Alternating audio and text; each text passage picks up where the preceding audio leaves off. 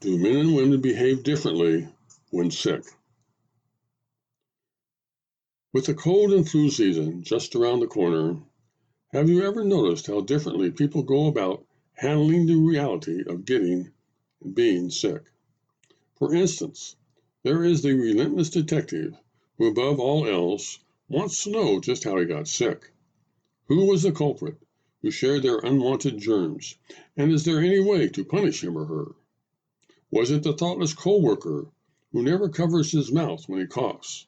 Or the friend who always insists on shaking hands when he meets others? Or maybe even a relative who visits even when they feel like they are coming down with something?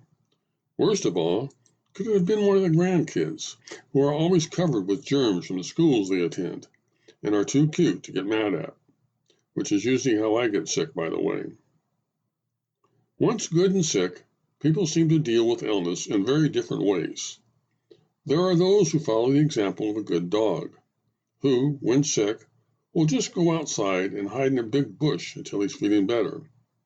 These people want to be left alone in their room, with maybe a computer or television set to connect them to the outside world. But they don't want visitors or anyone feeling sorry for them.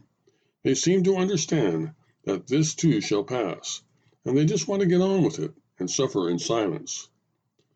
But there are also those who are anything but silent when they get sick, and want the whole world to know exactly what is wrong with them. They want all the gory details of their illness known to anyone and everyone willing to listen, and they don't seem to care how disgusting those details may be. If they have been endlessly barfing into bedside buckets or racing back and forth to the bathroom with gut-wrenching diarrhea, they want that known to one and all. And they also seem to lose any sense of decorum, not caring if they give off sonic booms when they cut the cheese or blow their nose so loudly that it sounds like a male elephant sending out a mating call. There are also those, mostly women for some reason, who seem to decide that since they are sick, they no longer have to bother with such things as combing their hair or putting on makeup or taking showers or wearing the clothes they normally do.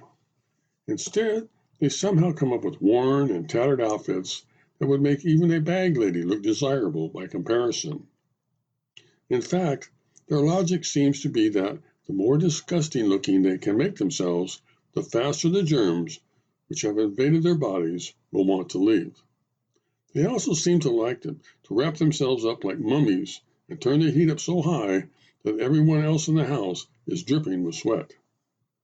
Anyway, when I was mentioning to a friend the other day that I was thinking about trying to make a column out of the above observations, she quickly noted that I left out one very important ingredient which might actually make my column funny.